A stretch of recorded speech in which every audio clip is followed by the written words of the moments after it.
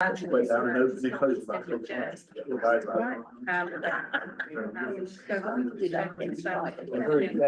went down there. So then,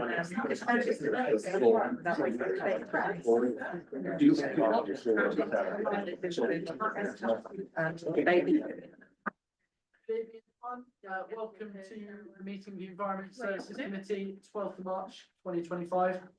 And welcome to anyone watching online as well. We've got quite a few members of the public in this evening, lots of public questions coming up, lots of big topics to discuss. Just before we get going, well, we'll do the apologies first, actually. So apologies for absence. Over to you. Thank you, Chair. Yes, we have apologies for absence from Councillor Northern, who is substituted by Councillor Bown, and from Councillor Hayter, who is substituted by Councillor Williams. Thank you. So members are asked to approve the apologies and substitutions. I'm happy to lead on that one, to propose that one, and seconded by Councillor Hope. Have a show of hands, please. All of those in favour of accepting apologies.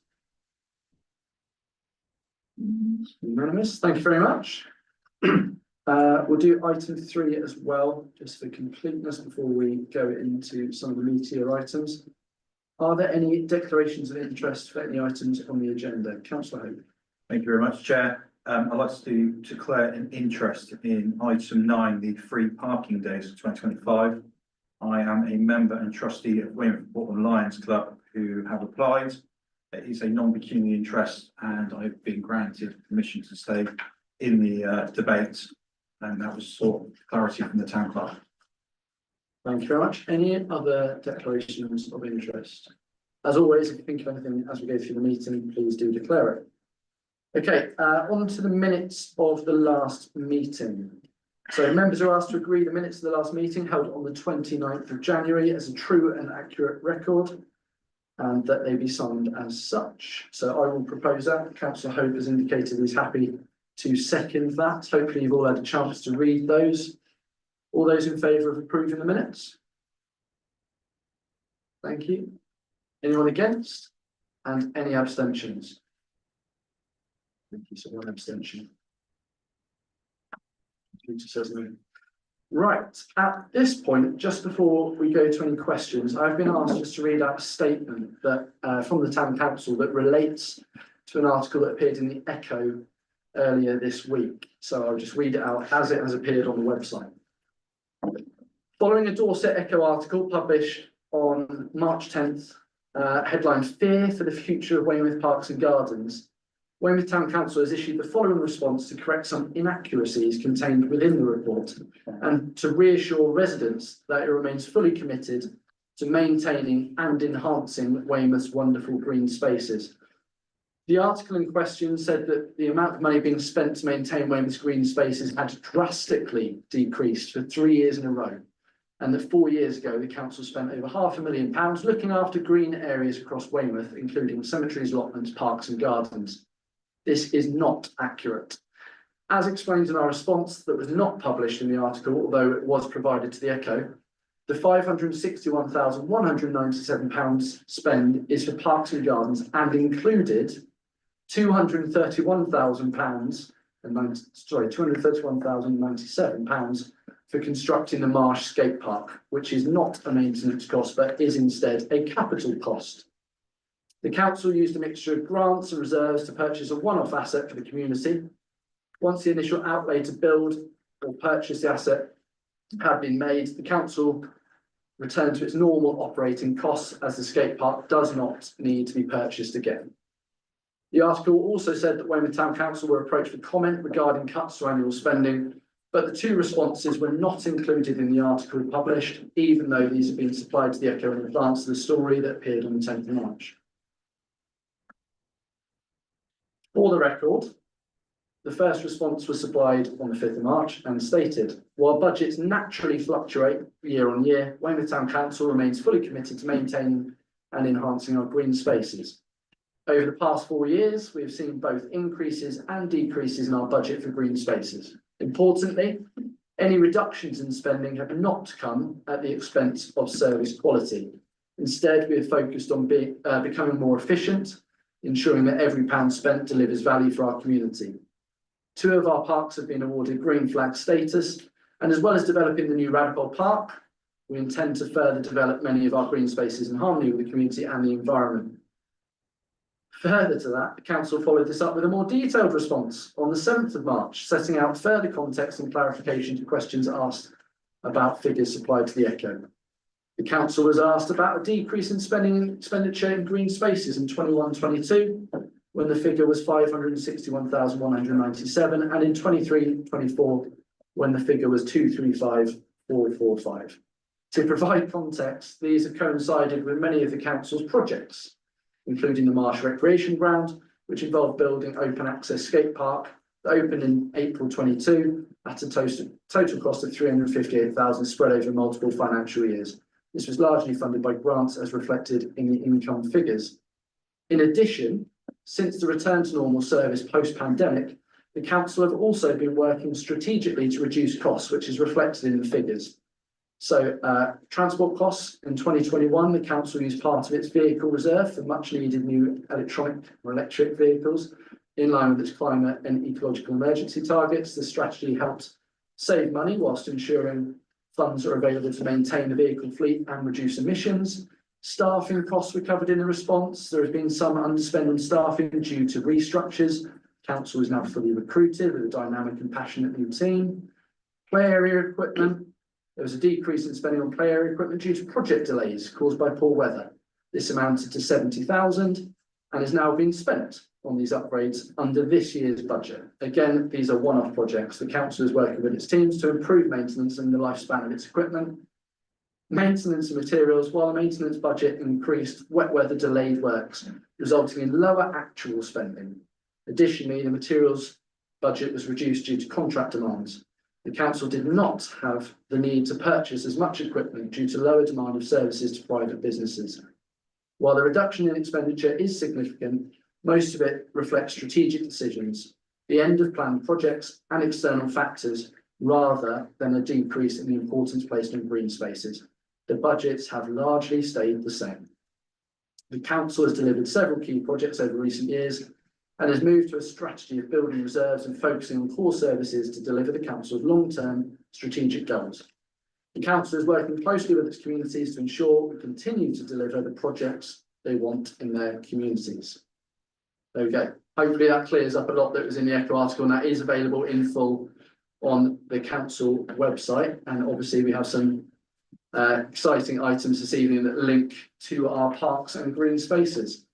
Okay, councillor questions, item 5. So I think I'm right in saying we've received no councillor questions. Thank you. Public questions. Quite a few this evening. So first of all, is Mr. Dennis here? Dennis Clark. Sorry, Mr. Dennis Clark. Sorry, it's on the next line. So we've got Mr. Dennis Clark, and I believe you're speaking to us about palm trees. Please come up and share your statement and questions.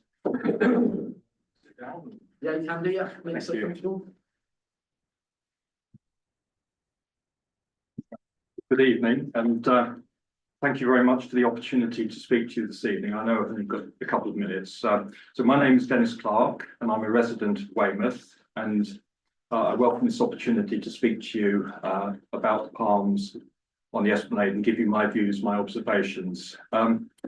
Firstly, I welcome the forward planning of the council to consider the trees and to work to solutions for them, and the efforts being made, that have been made, to try and recite the 2 trees that are currently scheduled for removal.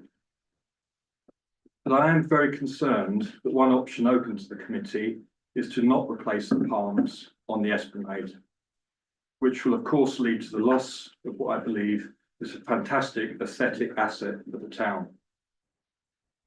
I spoke with some of my Weymouth-based friends about the palms, and I was struck by the clarity of feeling about them, that the trees are really important to the town and that they are a very valuable feature. The palms, as we know, were framed photographs. These photographs will go around the world and show Weymouth to people who don't know it. The trees advertise and surely promote Weymouth, and I believe they're an iconic statement of pride and quality for a seaside town. the Mediterranean effect, and that they evoke seaside holidays, something special. This must surely contribute to visitor enjoyment and to the local economy. And this is why I believe the number of palms on the esplanade should be retained, and that when any palm has to be removed, a new one should be planted on the esplanade. And that this includes the 2 scheduled for removal in this evening's report. I'm not saying in the same site, I'm saying on the esplanade. So in other words, to keep up with the aesthetic of the whole collection of trees. I believe also that the council should explore creating purpose-made planting sites that improve the longevity, the lifespan of future plantings, recognising the challenges conveyed in the reports with the stone structures. This will of course have budget implications, but can sponsorship or grants help? These are iconic sites. People, I believe, will be interested in them. So to conclude, I believe losing the palms will erode the quality, aesthetic and value of the esplanade. All towns need nice things, and I think the palms are very nice. And that is why I'm asking the council to commit to replacing the palms with new ones as they have to be removed, and to explore ways to improve the longevity of future plantings, along with possible new funding sources. Thank you for your time. Thank you very much for coming to contribute. So thank you very much, Mr. Clark. So, thank you. The next, we have quite a few this evening. So, oh, sorry. Go for it. So we have got a response to Mr. Clark's statement. Response that we've prepared is slightly different because the statement is slightly different to the questions that we received earlier on in the week. So I'll read it out as what we had prepared. The seafront palm trees have become a well-loved feature of Weymouth seafront, and therefore the town council are carefully considering what actions to take now some of the current trees have outgrown their current location. The option to replace trees with perennials will not create the same impact as current trees, but it would still add green planting and interest to the seafront beds and could be completely managed by the council's green spaces team moving forward within existing budgets. The removed trees could be replaced with a similar palm tree, which is likely to grow and create a similar management problem in circa 10 years' time, which would require additional funding above operational budget levels, but this would provide the same type of visual impact on the seafront. An alternative option that could be to replace the trees with a tree called a cabbage palm, which we already have growing further along the prom. These types of trees have a slightly different structure to the current palm, but would still provide the impact of a trio of perennials. They do not grow to the same trunk size as the current palms, and the existing ones that are in place in the prom have not created any structural damage so far. They're also slightly cheaper to purchase, but can lose more leaves in times of strong winds.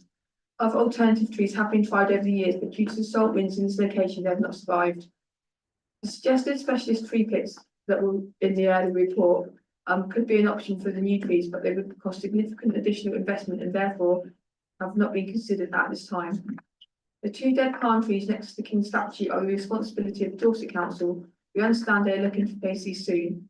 As part of the seafront palm tree works, we're inquiring with Dorset Council to see if they would be interested in this. Tell us what a Catholic is. Sorry. We're inquiring Dorset Council to see if they would be interested in potentially using 2 of the trees that need to move from the seafront. I'm currently waiting to hear back from Dorset Council on this. Thank you very much. Thank you, sir. That's that all for the minutes. Okay, thank you. Next, I believe we have a statement to be read out by Honourable Alderman Kevin Brooks. This relates to the free parking days for 2025. Welcome back. Thank you very much.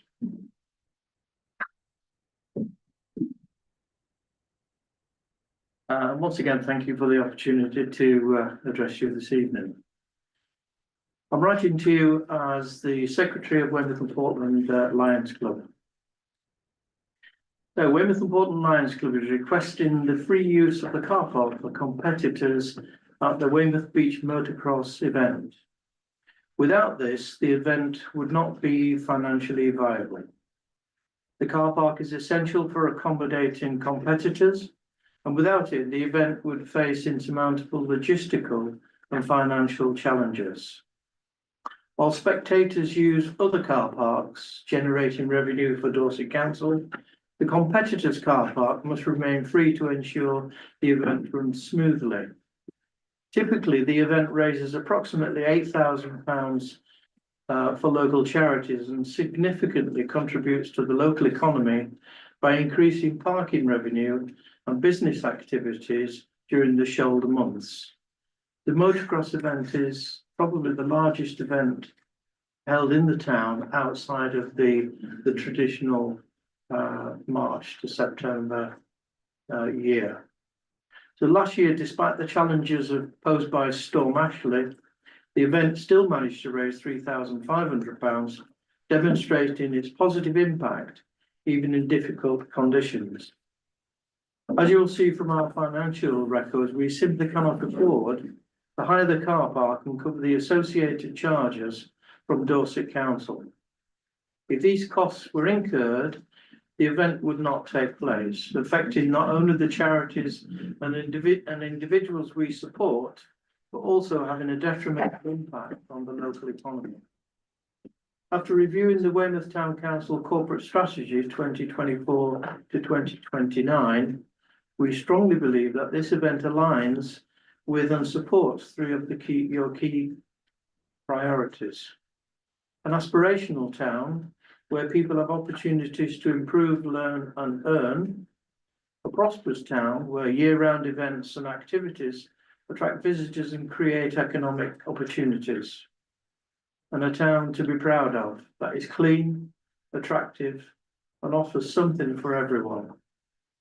Furthermore, funds raised from this event in previous years have contributed to two other Weymouth Town Council priorities.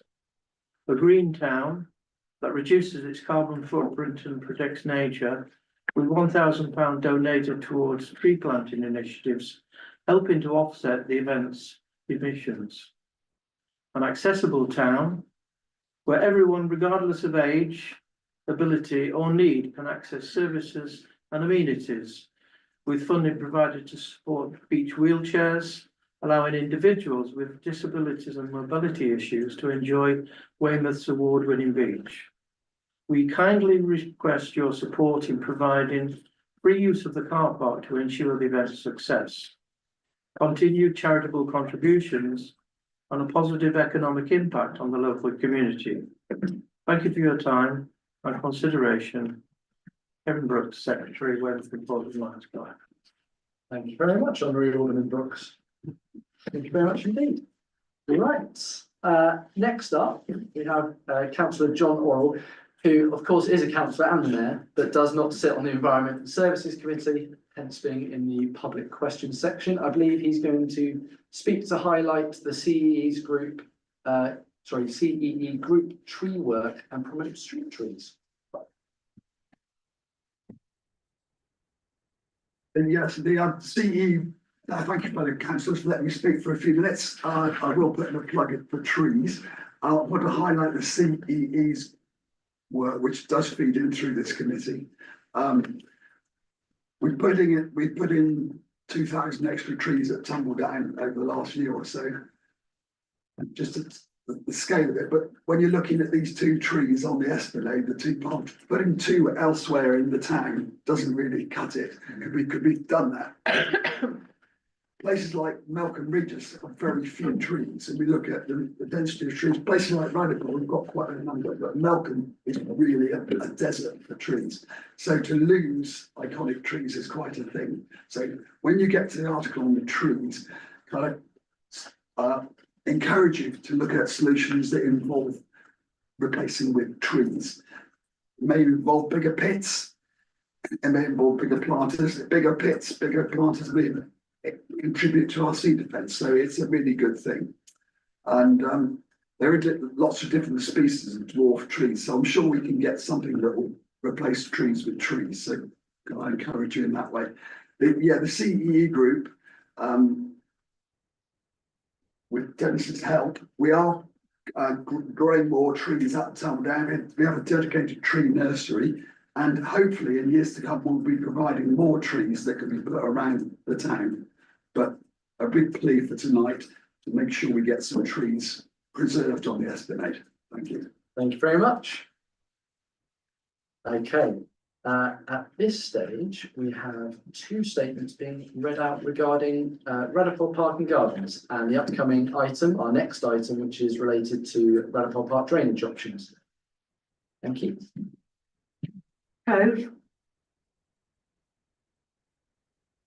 I'll read the ours first. We are the Friends of Radipole Park and Gardens, a group of 6 committee members, 160 subscriber members, and a small group of volunteers who support us around the gardens and at events. We've spent these past years working closely with Weymouth Town Council to secure our lottery grant, which has resulted in the wonderful facilities which we have now. We work very hard on the gardens and in the orchard to maintain this fantastic space. However, now, whilst we should be enjoying the park and planning our activities for the summer, we're completely hamstrung by the unpredictability of the ground. Whilst no one can predict the weather to ensure all-day sunshine, we cannot even second-guess whether the paths will be underwater and the field flooded. We are trying hard to gather support for a summer fete, but are met with mockery because when the public think of Radipole currently, all they see are floods and mud. The flooded paths exclude many dog walkers, children in pushchairs, wheelchair users, and virtually anyone not in full body waterproofs. They're all excluded from enjoying the park and instead forced onto the pavement along Radipole Park Drive. The flooded car park puts anyone who comes in off. The flooded playground is an embarrassment with the ugly fenced off zip wire apparently abandoned, unfinished many months ago. The petanque area unusable at times along with the table tennis. Most painful to all of us, bulbs rotting away and plants failing to flourish after a winter spent underwater in the sensory garden. We and all our friends in Radipole wholeheartedly support any efforts that can be made to limit the flooding across the whole park.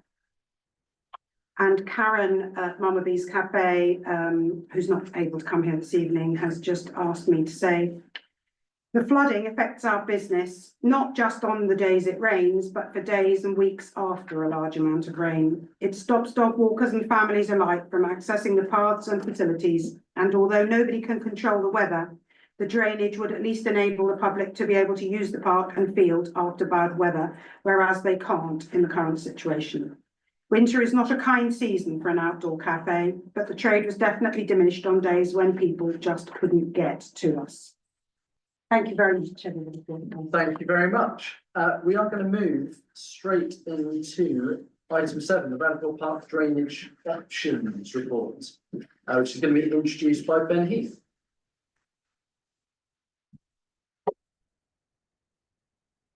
Thank you, Chair.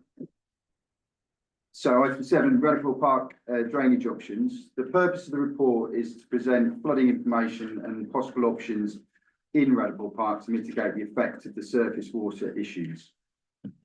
One significant issue that's been raised since the winter and the weather change, circa October this year, has been the immediately grassed area and the play area, which at times has flooded areas, and obviously due to heavy rain and low-lying topography of the area and the heavy clay substructure sits in the ground for long periods of time.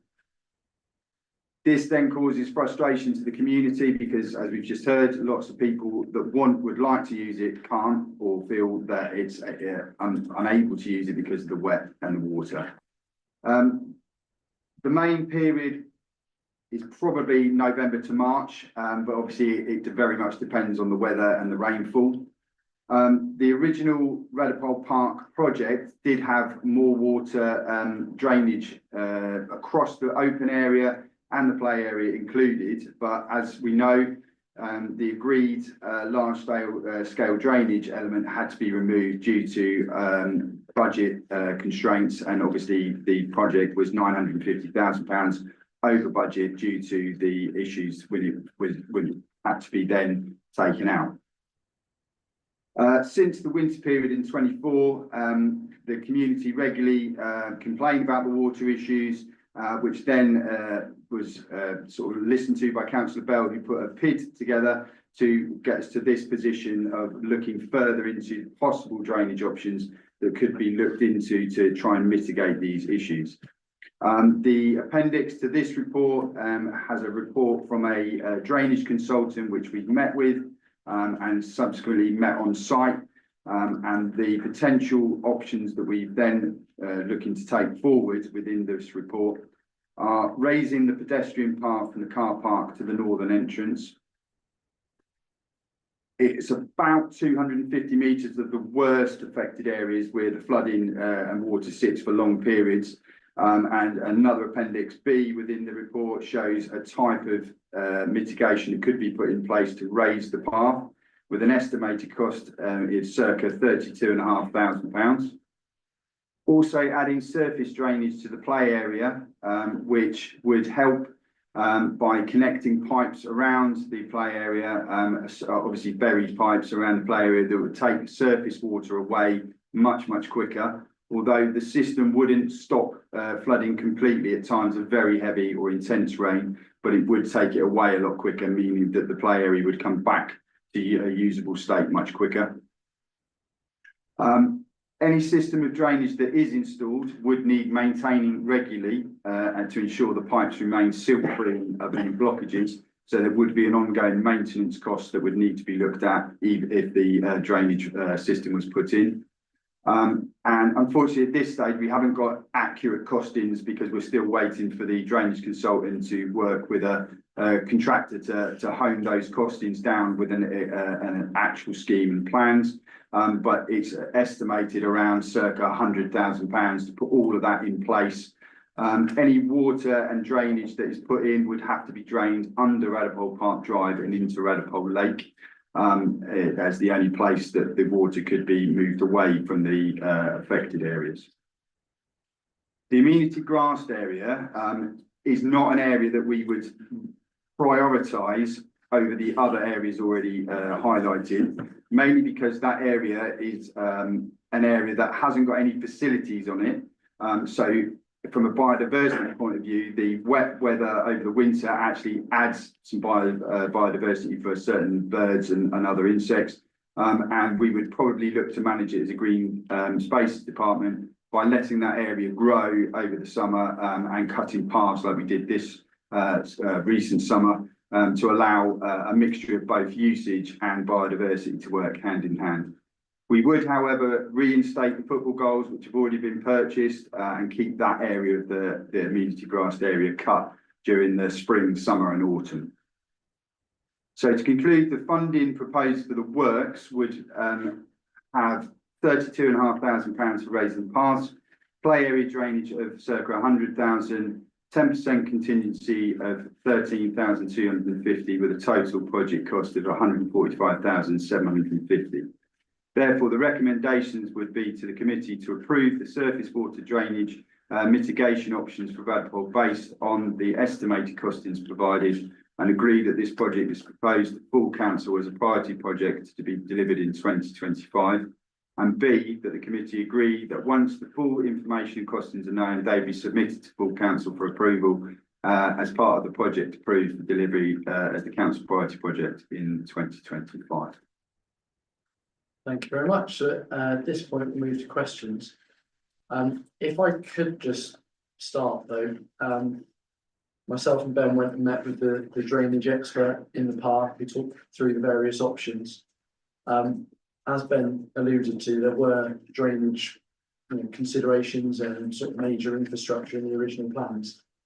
We're not looking on the same scale, but we've looked at park usage, what the public are feeling about, which areas are highly used, which areas I certainly, as sort of local to the park area, hear about people not being able to access as frequently as they would like to. And by putting this drainage in, yes, there's an upfront cost, but the cumulative sort of well-being and exercise and enjoyment hours that this can bring, particularly in those shoulder periods where parents are desperate, like I am, to get my kids out of the house and get them exercising and playing.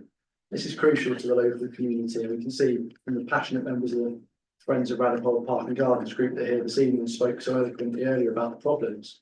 It is a problem. It needs, in my opinion, solving, and we're presented with that tonight. And the cumulative and ongoing benefits of it. This isn't a one-off investment for a one-off event. This is, you know, years and years of enjoyment for young people and adults, dog walkers and wheelchair users. It really opens up to a large group of stakeholders at the park. So that would be my first sort of entry on this discussion. Is there anyone that would like to speak on this item? That's right. Yeah, thank you very much, Chair. I'm really sympathetic to this because there's nothing worse than the amount of money we spent with the Friends of Redpole Parks and Gardens support and the lottery grants down there on that new play area than to see it in that state. But I think we have to be serious, take a look to say it's one of the wettest winters we've had on record for a very, very long time. Are we being quite quick to commit to so much financial spending as a council when we don't know whether or not in a normal winter what the outcome would be? My ever concern of this is we're talking about bumping this up the priority project listing quite quickly. And I'm aware that this council's got a long list of projects that we already have in the pipeline for this year, such as the nursery location to Tumbledown. Will that impact any of the other projects?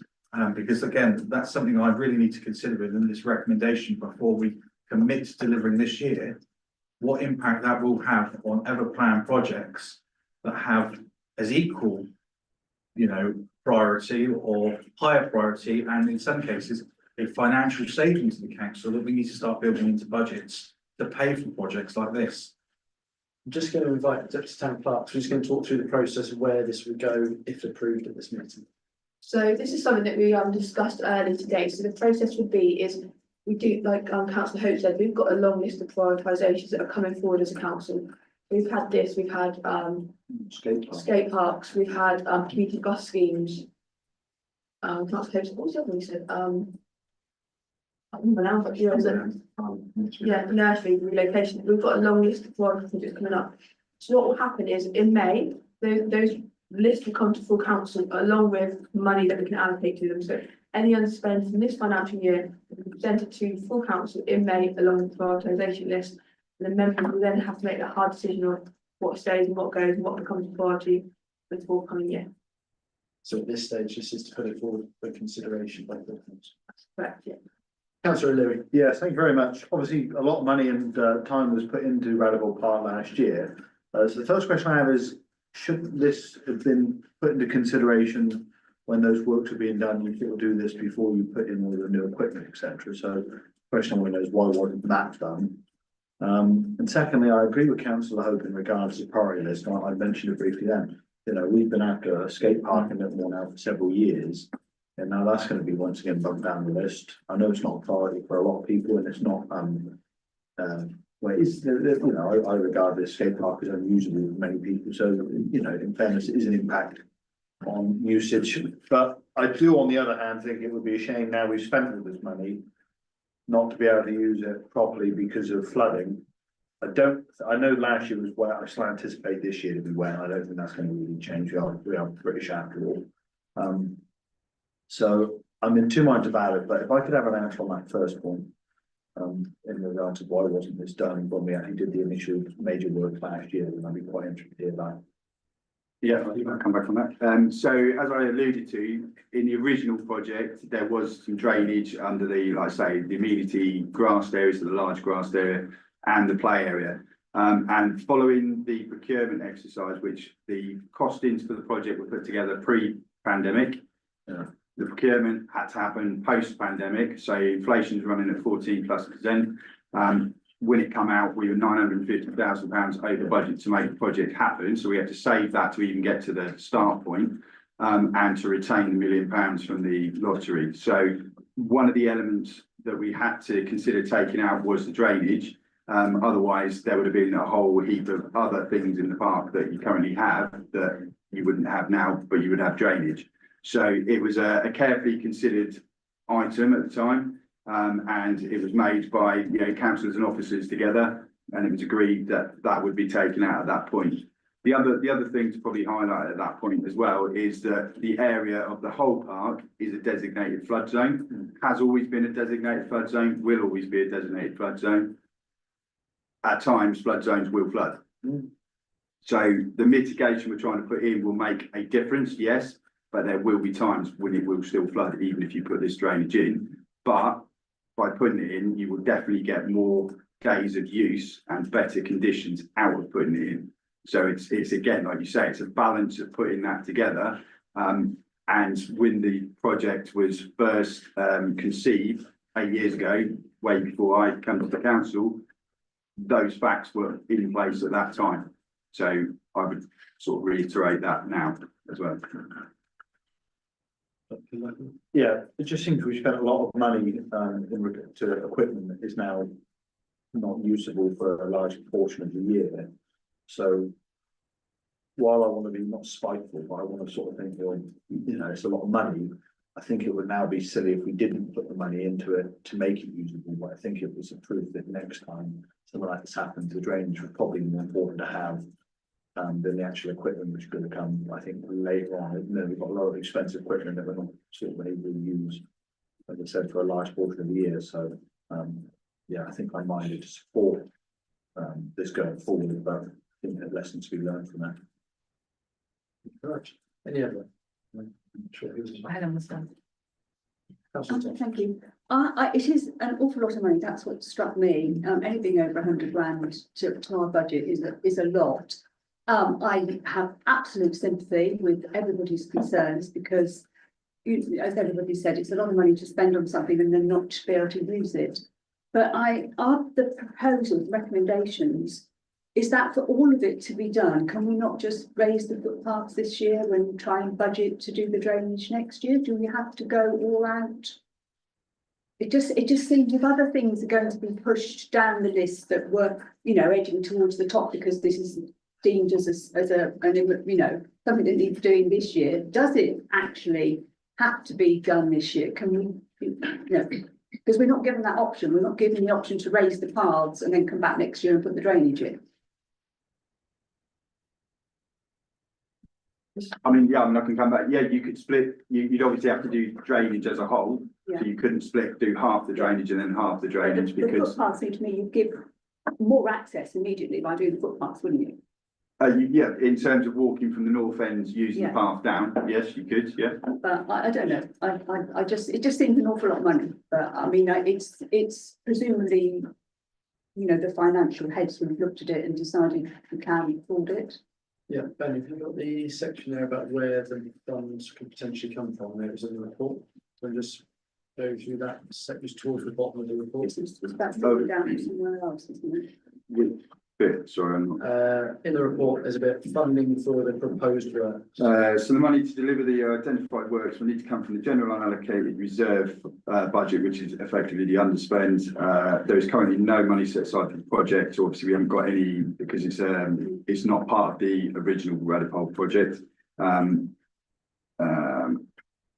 that's about all we've got in there in terms of where the funding will come from, unless you were thinking of anything else. Well, when obviously discussions gone on ahead of this and when PID went in, it's explained briefly there. When I spoke to Ian, he just said it's decisions councillors have to make. And the reserves are there in the background and that's what we're here to, it's our democratic function. So there is money there. It's going to be a case of moving forward. We've got to decide how that money is used. And obviously with regard to recommendations, it's always an option for amendments to come forward from members. Hiya. Thank you, Chair. So I think it's obvious that we need to spend the money and it's heartbreaking that it's so much, but we are where we are and we can't go around and start lots of different projects and without finishing them. So I feel that we need to finish this project, even though it's a shame that we'll be putting other things further down the list and on the back burner. Thank you very much. Councillor Atkinson. Yes, I think I'm going to be the negative one. I supported the survey in the hope that it wasn't going to be very expensive, and most councillors did, but it is very expensive, and I understand that Councillor Bell and people here tonight very much wish it to happen. I have a number of reasons that concern me. One of them is I don't think there's enough specific information about the usage at the time of the year we're questioning. So the wet months are normally November into January. I've tried to estimate the usage. I've been pleased if somebody could correct me, but I worked on a number of children in Dorset councils, wards, and awaiting for how far people have to travel to go to the park. I came up with an estimate of maybe 50% of the children that will use that are from the Radipole ward of Dorset Council. So it's, and then the other thing I'm not sure about is how many days a year is this for? You know, if it's 20 days a year, how many weekend days is it? You know, what is the usage pattern in the days that are affected? So that was one family of problems. The second problem is, my understanding is that we raised the precept for a good number of reasons this year, and this would take 50% of the money that we've just raised on this one project, and I feel that is too extreme. As the point have been made before, I think maybe there wasn't inadequate forward planning at the time of construction. We've noticed that the cafe has been raised, so you know, why couldn't the playing area, or should the playing area be raised to a certain level so that kids could still use it even if it was reasonably wet? It is a flood-free zone, so there's an issue about any development in a flood-free zone, so that concerns me. So I'm not in favour of spending considerable money on this when I feel personally, as I've tried to say in full council, that we should be using section 137 to spend money on some more pressing priorities, like the severe deprivation in some of the wards, like Littlemore, like Morecambe Regis, and parts of Weston. So what do we do about it? I think an interim measure might be to direct people during flooding to the Morecambe Regis playing area, which is 1 kilometre away by foot. There's 2 adjacent car parks for it, so it's not impossible to get to an alternative site. Perhaps more importantly, why is this not a CIC? But the Greenhill Gardens is a CIC, raising money to develop the Greenhill Gardens, which I think is a very important council-wide facility because it's so close to our offer on the beach. So I would like to see the Friends of Radipole Gardens become a CIC and take on more responsibility and less responsibility of the council. And the final thing, if it was CIC, maybe the profits that the council gets from the lease of the cafe could go towards it. It's also rather unique. If I want a pharmacist or a dentist or optician, essential services, I have to go to Weymouth and I pay for the car park. I do not have to pay to go into the Radipole Gardens car park. That seems an anomaly to me. So I think I would propose that we suggest that Radipole Gardens explores becoming a CIC like FOG and put for the moment a reduction notice for wet times to tell people to go to the Morecambe Regis Play Park 1 kilometre away. Okay, thank you. Certainly a lot to unpackage in that. And just, if I may, quickly, from my experience of park usage, it changes in the summer months. It's near the town centre. There are people from outside the Radipole area using that in quite large numbers. I'm down there a lot because I've got two little ones. I'll leave the rest of it. I know Ben indicated he wanted to come in. Yeah, so I can come back on a few of the points raised in the last comments. So one of the reasons that the areas, the play area or the path all the way down, other than cost, couldn't be raised is that it's a flood zone. Through planning and particularly the Environment Agency, there was so many things that we weren't allowed to do to mitigate flooding and doing in those areas because of the flood zone, that it literally was so restricted we couldn't raise like the whole path. You wouldn't be allowed to. So that's why I'm saying the worst areas we probably will get away with raising those, but you wouldn't get away with just like making big bunds and doing those. The kiosk, again, through planning, because of those types of restrictions, it had to be put on stilts for that reason. The income from the kiosk as part of the lottery funding, that income through the rental is put into a ring fence pot to be spent within Redpole Park. So obviously it's only in its first year, and it's not colossal amounts of money that they will pay in rent, but those funds will go into a ring fence pot to be spent within Redpole Park as part of that stipulation. And the free car parking, that was considered numerous times in the lead up to delivering the project, right up to construction, and councillors decided and voted to keep the car park as a free car park. So they weren't really considered at the time. And do you want to say about the CIC as well, this the clarification on this, that we said about green fog placement CIC?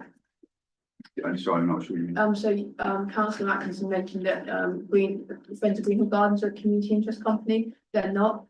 They're a friends group. They are registered as a charity due to the amount of money they turn over, but they're just a friends group, as are the Friends of Redpole Park and Gardens. The CIC at Greenhill is for the beach chalets and the tennis courts, but not for the gardens. Sorry, that's not what they told me when I went to their meeting. They said they were a CIC just like the chalets were. That's not correct. Yeah, would you like to come back on anything else just before we move on to the councillors? Wasn't suggesting that we move raise the whole of the area. I was suggesting that we raise the playing area of where the equipment is and make it accessible from by having raised area to it, but not the whole field. I understand that, which did have a padding pool, as we pointed out before, so it's not a new problem. Just to come back on the point of how long is it out of action, we actually had standing water in September this year. Following one of the storms that came through, now we have standing water throughout the season through until March and April, roughly. Yeah. So that's the level of problem. It's a significant chunk of the year. It's not 20 days. That is a long way from what It'd be nice to have those numbers though. It would, but also plotting numbers about usage from other areas is neither here nor there. Councillor O'Leary. There's a compromise. Could a compromise not be that we look at carrying out this project dependent on how underspent we are at the end of this financial year? And if there is money there, that we then look at that as opposed to just taking money out of reserve. But if we do have money at the end of the year, then it can go towards that. So as the recommendation, the current recommendation is Take it out of reserves. it isn't to take out, it's proposed for council as a priority project to be delivered in 2025. So that would go to the unallocated underspend, and then the prioritisation list, and so that from the list of projects you can decide on what we wish to spend allocate. In that case, then I'd have a process. I think somebody else would like to propose anything. You've got councillor Dickinson waiting. I just want to, perhaps it's a random question, but what would be the implication on all the other projects that are going ahead? You know, would they all be cancelled, or would money be taken from those? So yet again, you know, it would be, but then move further down the list, would it take priority over everything, or? That is down to you as members of the decision-making process in May. So no project on that list has a budget set to it at the moment. So in May would be an interesting meeting if you sit down with the budget and the projects and then decide from that. And then we prioritise. Yeah. Myself. Okay, is there councillor Hope? Thank you very much, Chair. I presume that this is your pitch, you're going to want to be recommending it. So a little bit. I'm just going to notify you that if you are, I would like to propose an amendment. If you're proposing as recommended. And that is to manage the expectations of the public here this evening. And anyone that may be watching this back. And I'm just concerned that where it says a priority project for delivery in 2025 will allude, we are committing to delivering that in 2025, not that it becomes a 2025 priority project that may take 18, 16, however months it is. So I would just recommend, if you would consider this within your recommendation, removing the cards for delivery in 2025. My understanding is at the moment that we are putting this forward for consideration. We're not committing to a date at this point. So we are saying, well, as it's currently written, my understanding is we are putting that forward to the council and saying that this is on the list. And as just explained, that would be part of that big discussion in May, moving forward. So can I suggest that rather than to be delivered as a project for 2025? That, That's fine, as long as everyone's very clear, because at the moment it says, say, for delivery in 2025, which to me would stipulate that we are doing it in 2025. And if the public are listening and nod if you agree, think it's going to happen in 2025 written as that, it's a bit misleading, and I don't want to mislead the public here this evening, and that's what's going to happen. I would have rather a date was taken out of it. Personally, I think the date would take. So would you just end the sentence at priority project? Yes, that's what I was originally indicating that you may want to do. I know you've worked hard on this, so I didn't propose it. Ben, have you had any indication of timescales in this? Not yet. So obviously, like I said in the sort of report, the information, we're still waiting for some of that to come back. So there may be a reduction in slightly in some of those costs, but obviously I don't know that. So we were given, as Councillor said, we were basing it on what we knew. So that's why the costs are they are. And in terms of timescales, we don't know the timescale.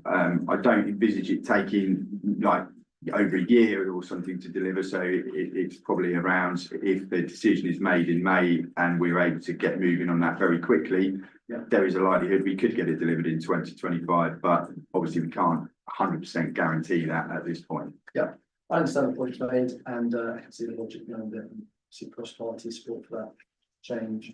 So it's the process here. We want to. nothing's being proposed or something. We don't have a substantive. So. My understanding is we're putting this forward for consideration in May. Taking those dates out, I don't think makes an enormous difference, because there'll still be that decision about what comes first and how money is spent. So you can see crossed out sections in the original recommendations. I think there's very valid points made there, so I'm happy to propose as currently written. So we've taken out sections to be delivered in 2020. And that can be considered moving forward when this goes, hopefully, to full council for further consideration at that May meeting, which I imagine will include a lot of discussion about different dates for different projects and when money's, that's going to be part of it. So in all honesty, I don't think that makes much odds, but I do understand the point about public perception. So I am happy to propose the recommendations as currently written up on the screen. Do I have a second then? Councillor O'Leary, seconding there. All those in favour of the recommendations as written on the screen? Thank you. All those against? No. Any abstentions? Thank you very much. So that is item 7 passed. Thank you very much. Right, item 8. Thank you to Friends of Radical. Oh God, I'm scoot on. By all means do. Thank you for coming along. Thank you for giving us your time. Your ongoing work as well. Thank you. See ya.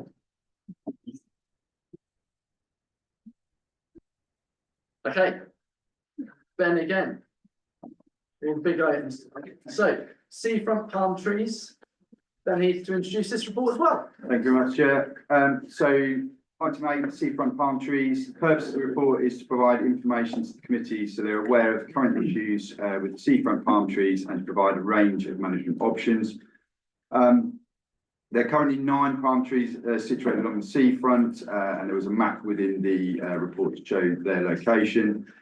These were installed in 2012 as part of the Olympics, or build up to the Olympics, and obviously the trees have been welcomed, as we've already heard, from members of the public over the last 12 years. The majority of the trees have thrived in their locations and have grown significantly since first being planted, which has led to the structural issues on the promenade that we are now talking about. Some of these issues are causing some health and safety and further structural issues, so that's why we feel that they need to be dealt with. Well, some of them need to be dealt with sort of now in 2025.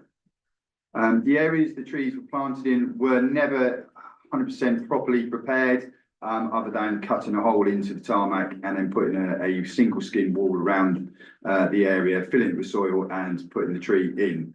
Obviously, because the trees have grown significantly, the root balls have also grown with that, and that's what's causing the damage. One of the largest trees has also started pushing out not only onto the prom, but also into the highway direction, which will, if damaging the road surface, Dorset Council will be chasing the town council for those repairs, and obviously significant cost that goes with that. One of the individual stone planters to the south is currently fenced off due to a coach colliding with it in 2024. And this is not the first time that this has happened. So it's a multiple issues of this taking place. And it also highlights that there's no protection in that particular area for the public walking along the prom other than these two stone planters. Further along the prom, there are metal bollards, but in that area, there are none in that location. Officers have successfully submitted an insurance claim and recently received £6,000 to carry out repair works, or included within repair works for stone planters. Some of the works need to be carried out in 2025 to manage these current issues, as we said. Things to be aware of, as we've sort of brought up in responding to the previous question, was that if we obviously replace a like-for-like tree that of similar size, there will be probably circa 10 years of growth, and we could be in a similar position in 10 years' time, needing to readdress these issues if it's put back in the same type of stone structure. If the palm trees are planted, there's no guarantee they will survive. So if we put a new palm tree in, several, like we've mentioned in the by the King statue, one other previously along the prom, have died. So there's no guarantee that new trees will survive. We were looking at other areas in the town we may be able to try and relocate some of the palm trees too, but because of the uncertainty and the cost of trying to do this, we felt that actually this would just escalate costs with quite a high risk that they might not survive due to how hard they will be to get out of their current location. We are chasing Dorset Council to see if they are interested in two of the palm trees to relocate to the King statue, to obviously save them buying trees and see if we can reuse the large trees that we have. What we termed essential works in 2025 would be to remove the two trees at the furthest south by Alexandria Gardens, the ones that have been hit several times by coaches, and not replace those, but to replace those planters with new bollards and actually increase bench seating in that area, which would link into our seafront strategy works. The cost to do those works and increase the seating would be a total cost of £20,500, which we have indicated within the report where we can get that from within existing budgets. Then it brings us on to two future trees, the two largest trees we currently have that are causing structural issues to the prom and are starting to move into the direction of the highway. So option one would be the two largest palms to remove. And then, as we've already heard, there are two options that we've proposed. One is to replace those with trees, obviously a similar type of palm tree, but on a smaller tree that would grow circa the same sort of size as the current ones. Or B, to remove the trees and replace with perennial plants, which our Green Spaces team could install and manage with no further cost, because it would be managed within existing budgets. So option 1A would be replaced with like trees, circa £10,000, or replace the stone planters, but replace trees with perennials at £8,000. We've also considered, after answering the question earlier, that there is a sort of third option, that the tree being replaced could be something called a cabbage palm, which we have actually got growing further along the prom. So it's not structurally quite as large, but still is a tree, still has height, so it would give the aesthetic sort of impact of a tree over perennials. but they don't grow in terms of their trunk or their root ball as big, so the structural damage is much reduced, and currently the ones we have growing further at the prom don't cause us any structural issues at all. Option 2 is actually looking at the further 5 trees that haven't caused structural issues to date, but obviously are growing similar to the 2 largest trees. So it's as officers looking at option 2A, do we replace those with similar palm trees, either the same or something like the cabbage palm, or B, do we replace those trees when they cause issue with perennial plants, which can be managed in-house and within existing budgets. Funding to complete the works. As I said, the essential works we can cover within existing budgets, but to complete either option 1A or 1B in 2025, 10,000 or 8,000 would need to be allocated from the general unallocated reserve budget, similar to the last report. And when remaining trees outgrow their current beds and start to cause damage to the promenade, then we would need to allocate or rectify these issues, allocate further funds at the time that becomes an issue. So the recommendations from officers are to select the appropriate and approve either option 1A or 1B be carried out in 2025 to the 2 largest palm trees. And select and approve, option B is for the committee to select and approve either option 2A or 2B for future management of seafront palms on the promenade. Thank you very much. So we've already had a public contribution earlier. Thank you very much for that earlier on. We've heard from the mayor as well earlier this evening, and now from Ben about this important issue. Is there anyone that would like to kick us off? Councillor O'Leary. Yes, as someone who's always lived in Weymouth, I don't really notice the palm trees myself because they're sort of so used to them. But when people actually camp here, they do notice it. And I think it would be a real shame to actually lose them. I think it's quite iconic. As part of that sort of seafront aesthetic, it can merge in with the clock and the king statue. So I think it would be a shame to lose it. I am quite tempted by the idea of the cabbage palms, because it sort of seems a sensible compromise, as it were. But then I also think, well, why should we have second best if we already have the real thing? So I am at the minute minded to support option 1A, which is the replacement of the tree like for like, as it were, and repair of the planters. I won't make a proposal yet because I see what the general feeling of the committee, but I am minded at the minute to propose that. Yeah, sorry. Do you want to go first? Yes, I'm not speaking against the palms, but I do feel that I don't like the idea of them called palm trees. I would like to know what the species is, because there's half a dozen species of palms that will grow on the south coast of England. I think ours might be Washingtonia, but I wouldn't swear to it. I'd like to know if that's what they are. Second thing to say is, I think some of the palms are slow growing and some of the quick growing. So quick growing ones are cheaper because you get specimen size for a few years, but maybe they burst out of their surroundings quicker.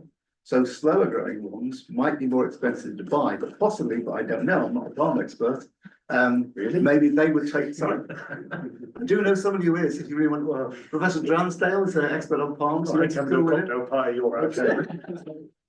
So the slow ones would be more expensive to get a specimen tree, but possibly they wouldn't break out of their surroundings so well. So I think it would be worthwhile knowing which tree species or which palm species we can have, and which one might be the most appropriate, and have we had the most appropriate ones already? So in terms of the reports, our arborist did give us the Latin names and everything, but I didn't feel confident that I would probably pronunciate them right. So the cabbage palm is where I come with in terms of the alternative, but yeah, we can get the specific trees. Yeah, definitely. But yeah, in terms of that, we obviously guided by our senior arborist who has got a lot of knowledge and knows what trees have been tried and not tried along the prom over circa 30 years. So yeah, we'll refer to him in terms of what we've got and what they have tried in terms of working out the best option we have. Washingtonia, I think is what it says on the web they are. Okay, yeah, I'll double check that for you then. Councillor Todd. I think we would suffer reputational damage if we get rid of the trees, the same way that we still have people banging on about the fairy lights. It would be the same thing, and it would just, it's not worth going there. And personally, we, as Councillor Orrell said, we need more trees in the middle of town, and getting rid of them is the wrong thing. Can I ask from a practical stance, as a gardener, you said that the planters were simply planted onto the existing esplanade. Does that mean that there's no depth of soil beyond that of the planters? Is that why the roots of the palms have gone out sideways, because they can't actually go down?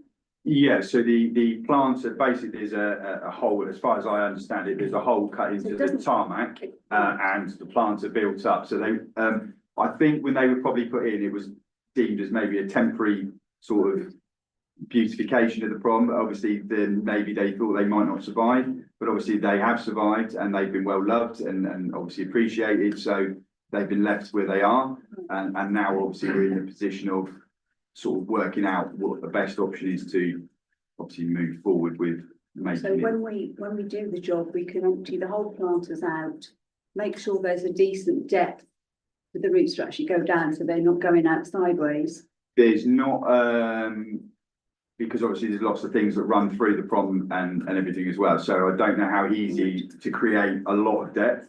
But obviously that can be looked at the time. Obviously, I wasn't here when the planters were put in, That's so. what I think, maybe it's trying to go out sideways because it can't go down, but it may not be feasible, but it should be explored. Yeah, definitely, yeah, we can look at the base when it's. Yes, I would be definitely like for like, I think. Okay, Councillor Hope, then you've got Councillor Atkinson. Just to give some clarity to Ben's comments there, the answer is no, they didn't expect him to survive. Right. I can give you the contact details for the project manager who dealt with it all. And he did threaten me this evening, do not take my palms away or Ray Bannon will haunt you from beyond. So I'm glad we're looking at a compromise. It does feel like Howard said, you could have done with some probably pictures in this report to show us what we may get. Give us I've actually got some pictures of the cabbage farms, like we've got existing, if they're of any help, so I can. Because I looked on, I typed cabbage farms on Google, but I've got so many different variants. Cabbage farms too, Yeah. on the side, and we can. Thank you. Nicky can help you with Latin, if you like. Yeah, you fire away, yeah. I think it's a Cordyline australis. Say so. Yes. No, Yes, I see the issue. But I think, going back to the point, I totally support retaining trees on the seafront. I think they have become an ROH picture. And really, I'm just looking for some assurance that as we do remove them, we're not going to find them in a skip somewhere. We will repurpose them. I know we talked about the current two maybe going to Dorset Council for the King statue, which is good. But I would shudder at the thought of them ending up in a skip somewhere, and just want some assurances that we will repurpose them. Someone's garden. Even if it's to a neighbouring town council. Yeah, so I mean, if there's anybody, like, at the point of removing them, if there's anybody that can use them somewhere, then yeah, we would more than happily do that. What we found is we did put out a couple of feelers initially just to see if people were interested in buying or using. And I think there's the risk factor because they're quite hard to get out as a complete ball of roots. The survival is a real 50-50. It might survive, it might not, and people don't want to spend the money in the risk, if you see what I mean, because if they buy a tree that from new, as it were, they get a guarantee with that, whereas this, they won't. But obviously we're talking to Dorset Council to see if we can offer that. I think the counter argument to that is we wouldn't get no money if we just skip them. It's worth giving them donations somewhere. 100%, yeah. And if they survive, thumbs up. Yeah, we had a few hands up in amongst that. Councillor Atkinson. Yeah, just wanted to say that back to the species point, that might be to what Councillor Toft says. That might be a species issue, whether they go deeper or outwards, and I think that might be one of the issues to consider. And the superficial look on the web while we've been talking, there are 6 recommending for the English South Coast, one of which is the New Zealand cabbage tree, which presumably is the one that you've mentioned. I think that's probably But there are the one. another 5 that are suggested will grow on the south coast of England. So there's at least 6 to look at. Councillor Toft. In Transport Gardens, there are a couple of very sad palms can they not be replaced with the one in the sea? They died, they're just stumped there at the moment. In the garden, Yeah. there was, Inside by the pond, aren't they? Inside the gardens, there's two very dead looking plants. I don't know that there's necessarily the same species, but. right, Councillor O'Leary, then it'll be Councillor Taylor. Yeah, I was about to say, jokingly, they're looking for a Christmas tree, I believe, aren't they? But we used to have two wonderful fake palm trees on the display as you come down the relief road. We're not putting them in some way of an entrance into Weymouth, so they're publicly seen. I said with the palm trees. So, well, they were Pineapples. Yeah, pineapples. Yeah, said, you know, same thing. Your face. I've worked on pineapples in Hawaii. I've worked on We could put them somewhere in a public display, but you know, if not, we weren't going to give them someone else. But I would like to propose option 1, if I could find a second. I'll say. Councillor Taylor? Yeah. Just for clarity, is that 1A or 1B? 1A, sorry. So, are you happy to? Yeah, second I'll second 1A? Like for like is 1A, yeah. Yeah. So it's become clear to me that this is not just a discussion about trees, this is a discussion about branding, isn't it? And this, the message we give out. So we've got a proposer and a seconder. Is anyone else who'd like to talk? Oh, I am okay to take option 1 as a Chairman. Yeah. Sorry. So I'm not going to vote in favour of the motion. I think palm trees on Weymouth lovely seafront is like gilding a lily and completely unnecessary. So I'm not going to vote in favour. Any further comments before we go to the vote on the current proposal for 1A, the replace it with palm trees option? In which case, we've got a proposal for option 1A. Remove the 2 largest trees, repair the stone oak planters and replace the trees with smaller palm trees. All those in favour? All those against? Any abstentions?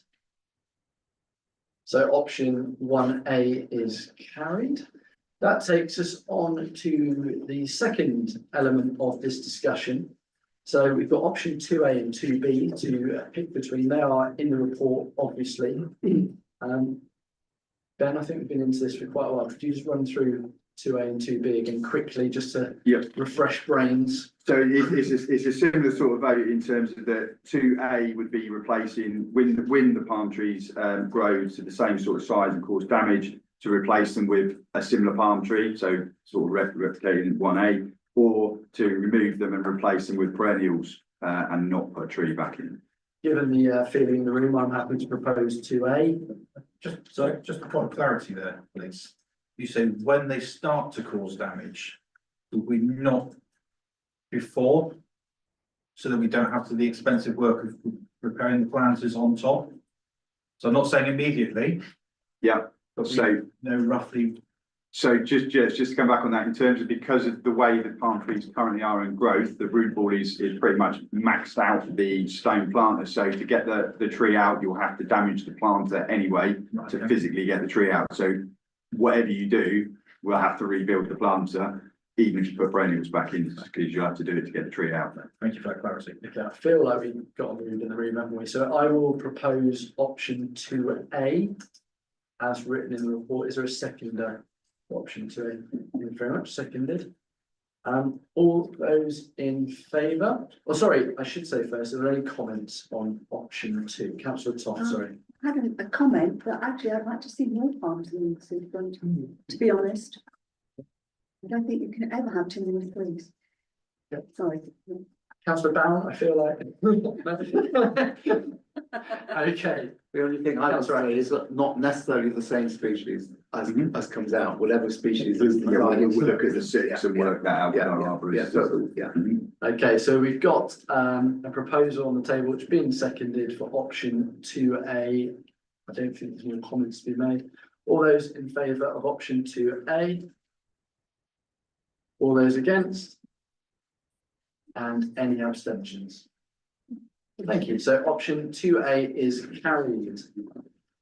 Okay. Onward. We are on to item 9. These are Thank you very much, Mayor, for your attendance. Item 9, free parking days for 2025, and Will Holmes will introduce. Thank you very much to Mr. Clark as well. Thank you, Chair. This report asks the committee to approve free parking for 2025. The opposite recommendation is granting free parking for Armed Forces Weekend, Remembrance Sunday, and Monday, the 22nd of December. The committee will also choose 2 additional events from the submitted applications, and these events should align with Dorset Council's parking policy, which supports local events towards visitors and benefit businesses. Once selected, the dates will be sent to Dorset Council for final approval. Thank you. Thank you very much. So recommendation's been outlined by Will there. So current recommendation is to put forward Armed Forces Weekend, Remembrance Sunday, and then go with a selection from the committee, 2 more days. Louise, raise it up to the list. Thank you. So currently, the recommendation is for us to choose 2 in addition to the 2 already recommended. Of course, we can make amendments, but it's the situation currently. Councillor O'Leary. Yes, I would like to speak in favour of Weymouth Beach Motocross. I think it's out of season.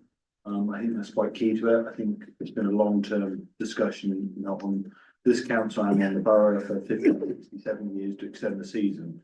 And being in October, that's quite key.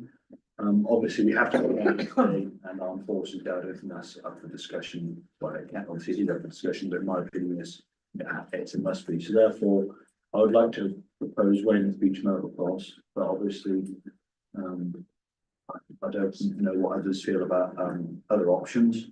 So therefore, we'll see what people think about the secondary event. But I think the motocross is a must. We can't lose out on that. If you don't mind, because we're looking for 2, is that a formal proposal at this point? I tell you what, I'm going to go out on a limb, and I'm also going to propose the light switch on event. So I think Christmas is a big period of the year. It's my own personal opinion. I don't think we do enough for Christmas in Weymouth currently, and I think once again it's out of season as opposed to the other ones. I think May is in season. Park Run, sorry, but that's not. I don't think a big draw. No offence to anybody that's a runner.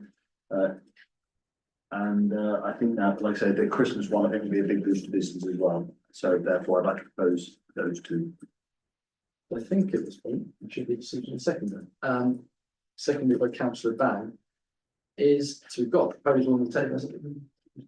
So it would be the 2 sort of pre-recommended plus the motocross and the Christmas light switch on the proposal and seconded. Is there anyone who would like to further discuss this item around any of the other days that are on the options list or anything else? Councillor Toft. I support Councillor O'Leary's 2 suggestions. However, I want to ask, we are working with the bid, aren't we, to make Christmas bigger and better this year? Yeah. Has it been considered doing encouraging park and ride as for that day and trying to get people to, I don't At this know. stage, we haven't discussed what are the operational elements. It's just mainly been the lights, the event and the switch on day. Yeah, I mean, I don't know how many people would, because the car parks in town aren't busy. I don't know, it was just an idea off the top of my head there, sorry. But yes, I do support that, but I, as a Green, shouldn't be supporting people coming in their cars.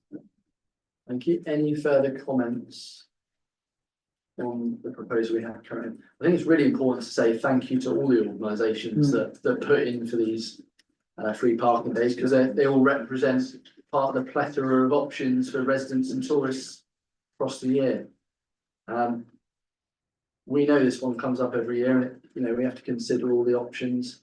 I think there's a clear feeling in the room. So, sorry, Councillor Hope. So, yeah, one question I have got, and I know we always do this every year, we say straight away 2 dates for Remembrance Service Parade and the Veterans Service Parade. Am I right in thinking that is just to use the car parks on the armed forces to muster the vehicles, first of all, to do the parade, and then we use the pavilion forecourt to display the vehicles on afterwards, don't we? Yeah, correct. if we were to think outside the box, could we not use the events area to muster the vehicles at the lot more? And have the cost if we needed to hire the forecourt? If this council wanted to support a community-based event, because let's face it, if we had to hire the forecourt for the day, the cost of the forecourt, because it's you pay by space, is relatively small. I think it's about £200-300. It's not a lot. So we could still make that event work at the cost of an additional £200. So it's worth just considering in future that we have that cost. It's not going to jeopardise that event. It's a relatively small cost to this council, but it's a cost that another community sector possibly couldn't face. It may just bring more value for money and help extend the season months. And I think the other thing it might be useful for this council to do is actually, I think pretty much every year, I think Councillor Leary's hit the nail on the head. We do tend to go for those shoulder season months to support. Maybe we should be reducing the list and to have more than its scope and encourage more events that season. Maybe we should have our own sub-policy to the Dorset Council policy that says we look favourably on events, allocating free parking to events that are out of season, because we're looking to extend the season and support local businesses. So they're just two possible things for future years. Could we look at what the cost would be to us? Because, at the moment, it's all we get here is just a reputation risk if we don't put armed forces on, when realistically, if we had to pay for the car park, it's £300-400, we would still run that event. And the same on Remembrance. Not sure, do we offer free parking to spectators or veterans on that day? Yes, yeah. As well. That's lovely. Thank you. Certainly worthy of consideration moving forward. Any further, is that a hand up? Yes, it was. A practical question. When we were discussing where the fairground rides could and couldn't go, we were told by Dorset Council that they couldn't go on the forecourt this summer because it was being used for something. So does not the same thing apply for this?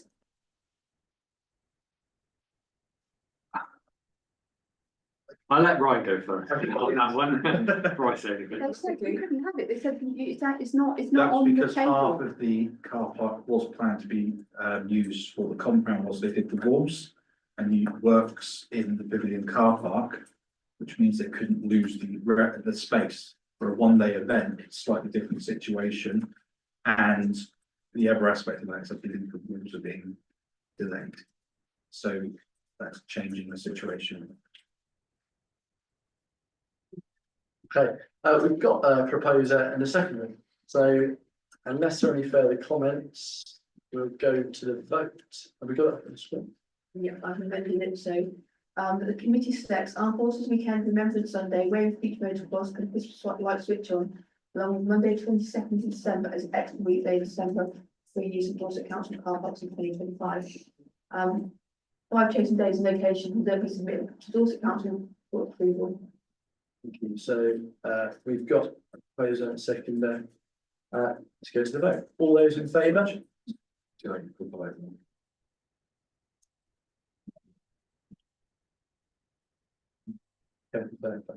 And all those against? Any abstentions? One. Okay. Thank you very much. So that is carried. Item 10, again, it's one. So this is promotional. Promotional flag policies. Thank you, Chair. This report presents the committee with clear costed options for replacing or refurbishing seafront promotional flags based on a specialist assessment. These flagpoles generate income for the council through sponsorship, and their current condition requires urgent attention. The committee is asked to consider 2 options: maintain and upgrade the existing poles, or replace them with a more durable, low maintenance system. The officer recommendation is option 2, which offers greater longevity and continued income potential. Officers have received sponsorship in writing for 2025 and envisage the works to be completed before the sponsorship starts. Once a decision is made, funding approval will be sought from full council. Thank you. Thank you very much. Just for clarity, it's the promotional flag polls that we're discussing, not policies. There's a slight issue on the notes. So, we've had the introduction from Will. The officer recommendation is option 2 due to its longevity and continued income potential. Hopefully you've all read the report in advance. Would anyone like to open the discussion on this point? Sorry, Louis. Yeah, I think these are obviously an important revenue stream for us, and also it's been said we don't have enough trees in town and we have enough flags we haven't sponsored. I'd like to see more flags around the town, so I'm happy to propose this. Yeah, I'm happy to second that. I was gonna say, look at the investment and return, you might as well just buy new, and if it's gonna pay itself off in so it's 2-3 years, for the current sponsorship, it's just worth it rather than just replacing nuts and bolts for the sake of replacing it, so. Happy to second. Thank you very much. We've got a proposal and a second. Any further comments on black poles? Okay, in which case it's a fairly swift one. All those in favour? And that is unanimous. There we go. Thank you very much. Well played, well. Next up, water quality, this is item 11, water quality campaign to be introduced by Charmaine Day. Thank you. So earlier on this year, as many of you will be aware, it was announced that due to a decline in water quality at Weymouth Central Beach during the 24 bathing season, for 2025, the beach would only receive a good rating. To be successful in gaining a blue flag award, we are required to have excellent bathing water. Following this announcement, we've held a couple of multi-agency meetings between ourselves, Dorset Council, the Environment Agency, Wessex Water and Litter Free Dorset. Between us, we feel that we need to do something to ensure that we improve that water quality going forward. During the meetings and discussions that were held, it was felt across the agencies that actually poor water quality couldn't be attributed to one cause, but it could be from a range of different factors, and they are listed within the report. Following the initial meeting, Litter Free Dorset have drawn up a proposed project plan titled Waterway, and the project will aim to address the concerns about bathing water quality, identify and raise awareness of factors that could be affecting Weymouth bathing water quality, promote greater affinity between local treatment and waterways, and drive behaviour changes amongst residents and visitors. Again, within the report, there's a list of 6 different projects which would be managed by Litter Free Dorset, and in total to deliver the projects it would be a cost of just over £30,000. Wessex Water have agreed to contribute £10,000. Dorset Council have agreed to contribute £10,000, and this evening Environment and Services Committee have been asked to contribute £10,000. Councillor Hope, you are in first then. Thank you very much. I obviously support clean water and improved bathing waters. I'm a Lib Dem, we were doing it before Labour. Sorry I had to get that in there. But I'm not sure what this project will actually do to improve our water quality. I think the bottom line is Wessex Water got to sort this out and stop the overflow going into the sea and harbour, and obviously the bigger picture around that is the planning position and not having surface water going into sewage drains, and that's going to be part of planning policy. I think all these sort of projects, what not to flush and Litter Free Dorset, been going for years, and it's happening and it's working and they do a great job. And we've got some great local volunteers in our community cleaning our beaches to make sure that things don't go into the water. We've got the group, Weymouth Marine Group and Dog Walking Group and our Beach Sheriff, all doing a fantastic job. And I'm sure they could do a lot more to improve water quality and waste into water than this campaign if we was to fund a similar amount. So I don't think I'm going to support this one. That's earlier. Yeah, I think it's unfair for us to be asked to contribute 10 grand when we are a fraction of the size of Wessex Water and a fraction of the size of Dorset Council, just to pay for, and I agree with Councillor Hope on it, pay for what I anticipate end up being some sort of hippy-dippy project manager running workshops on don't flush this down the loo, don't put this, don't do that. It's not actually going to solve the issue. £10,000 from us isn't going to solve the issue. £10,000 from us is more, and needs far more investment on dealing with the problem as opposed to a lot of posters and spraying things on pavement saying, you know, swim safety. So I don't think I can think of better spent, money of 10 grand than this. And I think Wessex Water and Dorset Council to a lesser extent should be paying a lot more. We shouldn't be paying the same level. We're not the same par as them. So therefore I won't be supporting this. Thank you, Councillor Atkinson. Yes, I agree with what's been said by the other two, with one proviso. I don't think we can necessarily believe that it's anything to do with Wessex Water. I think you can't say that at the moment. So what I didn't fair to say that. Sorry? I didn't fair to say that. No, I'm just correcting. I'm a little bit disappointed too for the same reason, because I would you be surprised? I would like to see a bit more science into this. So I think what I would like to see us fund is to do real-time PCR, which will allow you to tell what is the strain of E. coli. It will tell you whether it's of human origin, it will tell you whether it's of gull origin, and it will tell you whether it's ruminant origin, maybe other possibilities too. So what I would think we should do is when the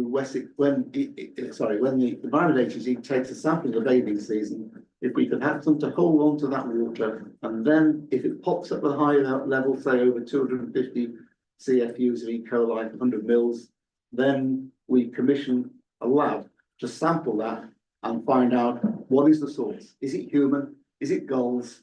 Is it livestock? And I think that would help us direct to where the problem is. It could be human from more than one source. It could be a Wessex Water asset, but I doubt it personally. It could be not other licensed outflows from sewage. Could be illegal ones. It could also be things like the boats in the harbour depositing into the harbour area. So I think we just need more science information to try and direct where the problem is. And it may next year it doesn't happen, and so therefore we wouldn't spend the money at all. But I think we should find the cost of getting a commercial lab to do that if Wessex Water and Eco or Environment Agency won't do it for us at a cost. Thank you. Councillor Down. I just wanted to ask the officer, if we didn't put in 10 grand from Weymouth Town Council, would the project not go ahead at all, or would it go ahead scaled back with 20k from the other contributors? I think it would probably go ahead scale back, and we'd also look at other funding sources. So EA haven't contributed yet, and they were going to go and see if they can get any funding. So I think they would look at scaling it back and alternative funding. Thank you. Councillor Tom. I note that one of the causes of poor quality is the litter on around the beach and nearby roads. And the CEE group members were invited by Dorset Waste Partnership to attend the waste sorting part and to see what actually happened to the waste that's collected on and around the beach in the various containers. And what they realised is that everything that is collected by Dorset Waste Partnership at the moment is all put in the same lorry, goes away and ends up being burnt. And they are not recycling because we are not recycling. And to me, that is what I prefer to see the money spent on, is more recycling campaigns and the litter that comes off the beach put into separate containers, and then Dorset Waste Partnership dealing with it appropriately and not burning it.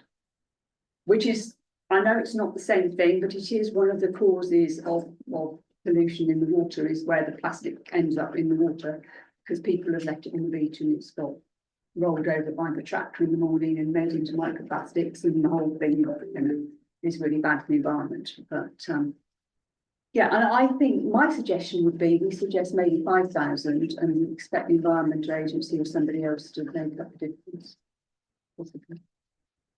If I may just quickly, I possibly come at this from a slightly different angle. I don't necessarily think the project as proposed is going to solve water pollution. But what I do think the long-term benefit is if this, and I'm looking at the section of the report which says the outcomes of the project would be, and it runs through them, I'm seeing an education benefit, which might go beyond just water quality. There are elements in there about connecting people with local nature, local waterways, making them understand a bit more around that, factors that affect water quality. So there's an education element to this as well that might go beyond the initial sort of aim of the project, which I view as a real positive. I think anything that engages the public in any way in taking pride in their environment and looking after the place. Whether that's for, you know, climate change reasons, water pollution reasons, or otherwise, just taking pride in their town, I think is an incredibly positive element of it. I do completely understand the points around funding and why it's perhaps falling on the town council and not other bodies, and I see that point. So I just wanted to share that, but when we look at the outcomes, I think it is slightly more than just trying to single-handedly solve water pollution. I think there is a public engagement element to this, education element, and perhaps some other advantages to this that haven't maybe come up in the discussion yet. Councillor Atkinson, I think. Yeah, I just wanted to pick up on a point that Councillor Clough said from the C&E meeting. We also discussed, it is known that E. coli will multiply in seaweed and in sand under seaweed and therefore persist for longer. And that has been an issue in places where there are big rafts of seaweed on the shore or in the shallow water. So I think we did discuss as a precautionary measure, not we think will solve the problem, that it might be worthwhile raking the seaweed away from Central Beach on a daily basis, just to show that we are taking measures that we can do effectiveness. That is something that the resort team are looking at from an operational perspective and getting customers for regarding removal and disposal of seaweed. Councillor O'Leary? Yeah, I think we spend an awful lot of time trying to spend money on these education schemes and educate people about this. People frankly know that it's wrong to put litter on the floor. People know it's wrong to throw things in the sea. The major issue in this country in regards to litter, etc., is a lack of enforcement. I'd rather see £10,000 spent on enforcing action against litter. It's an extreme example at Singapore. You throw something on the ground, you don't get away with it. And frankly, that's what we need, you know, whether it be graffiti, littering, vandalism, we see a tougher line in that regard. People know it's wrong. And I don't think spending 10 grand on some fancy posters and a social media campaign for some consultant is going to do anything really, frankly. Councillor Hope first.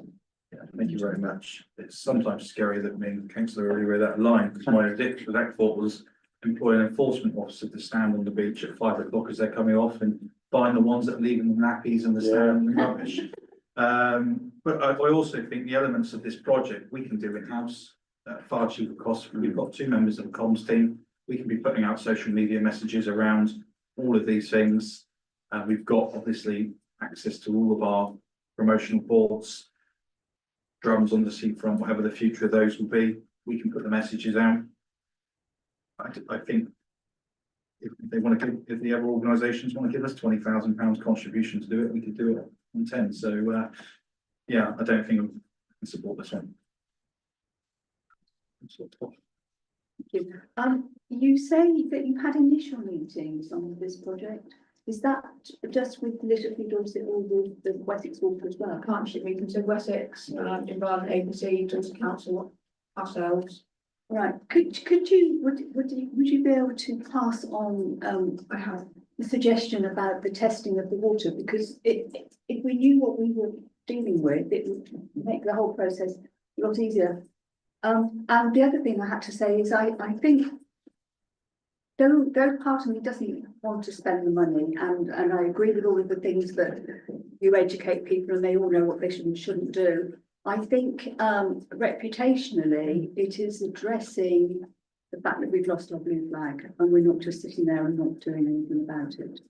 Because that, you know, we've lost it and people will think we've lost it and we're not doing anything. If we do this, people can then see that we're actively trying to make things better or to get to the root of it. So, you know, we might not agree that it's that effective, but it looks good. Thank you. You've got a few lined up there. Councillor O'Leary. No. I did have mine up first. Did you? It was ages ago.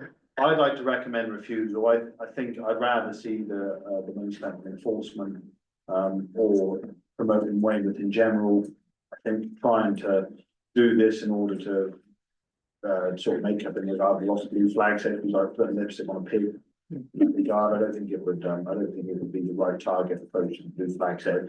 Therefore, I'd like to recommend that we refuse the request. Councillor Dickinson. We've lost our blue flag and I really think that's quite important. And that really, quite frankly, councillor Atkinson and councillor Toft have exactly said what should be done. We should be finding out why the water has suddenly gone so bad. And until we can do that, you know, and perhaps if we did find out, then we can start implementing how we make it right. And, you know, quite frankly as well, we perhaps have got to look long and hard about finding people if they are dumping litter on beaches, because it's totally unacceptable. So, the first time in my life, I actually totally and utterly agree with you, Beth. It's definitely a science thing, and we need to find out why we've got to that stage after all the years we had a blue flag.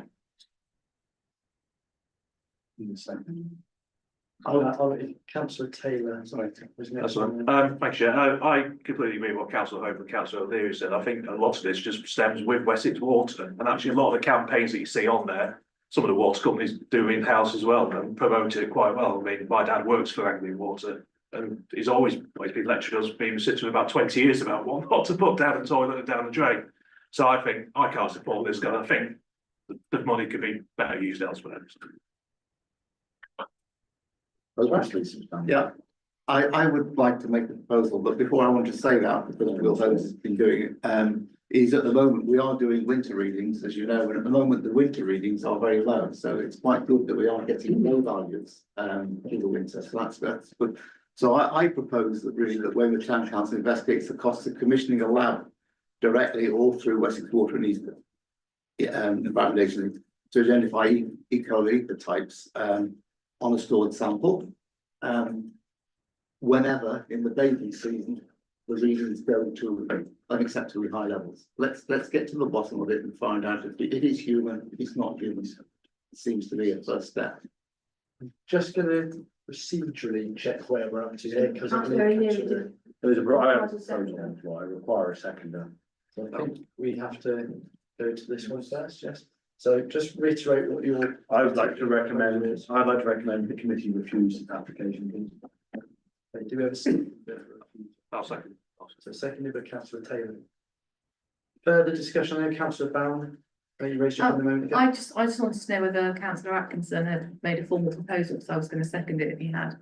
I am doing, but if we're holding on, then yeah, I'll hold on, obviously. Okay, so at this point, we've got a proposer and a seconder for refusing the item. We've then had further contributions around ways forward. Councillor O'Leary, I will just add, I think what councillor Atkinson is raising is not completely separate, but would require a separate discussion in this. I think this is, we're being asked to vote on this application as it is, as opposed to, and what is quite frankly, a new sort of project, as it were. So therefore, I would like to just, on the agenda item, recommend refusal. just to cover the points just raised. Yep.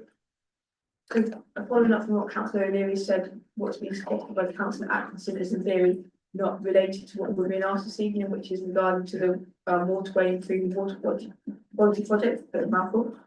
So with regards to that, that's what you're voting on this evening. If you want to bring another project to the table, I'd suggest that for the commission document to the next Environment Services Committee. Sorry, yeah. Okay. Councillor Toft? Is there no appetite around the room for only giving them 5,000? No. Okay. I won't oppose it then. I don't have that appetite, I'm pretty hungry. Councillor Atkins. Yeah, I want to come back. I need to apologise to you, by the way, Charmaine, that you were right. It was a charity and not CIC earlier on. I'm sorry about that one. I don't think I'm actually asking, I'm not against having a pit to do it, but I thought what we were trying to find out is what would the cost be, how feasible it was. Does it need a pit for officers to try and contact companies to find out how much it's going to cost? Then a pit could be developed if we had some idea of the level of funding. At the moment, that's what I was hoping to achieve, that we find out if it was doable and how much it would cost. Yeah, so the PID relates to officer time. It's not currently a work stream for any of our officers, and it's not linked to any of our current strategies or priorities. That's why we need to come up with it. Okay, so we got the new recommendation, proposal, sorry. Proposal is refusal, so I don't think it needs a. Okay.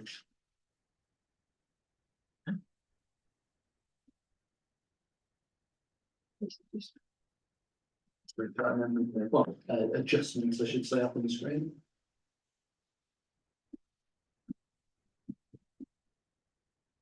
Okay. Proposer, you happy with that? Yes, very happy. How that's written. So it now reads that the committee refuses to use £10,000 of the Seafront strategy budget to contribute towards the waterway improving water quality project. So remember, you are voting to refuse. Okay, all those in favour of refusal? All those against? And any abstentions? So it is refused by the committee and the recommendation as written up there passes. Thank you very much. Right, we are on to number 12. Any council, this is information items. Any council questions regarding information items should have been submitted in advance of the meeting. I'm just going to check, but I don't think we received any. Nope. So there's a wide range of information items there, and I encourage everyone to read those, many of which contribute to things coming up in the near future. And at 20:45, I bring the meeting to a close. Thank you.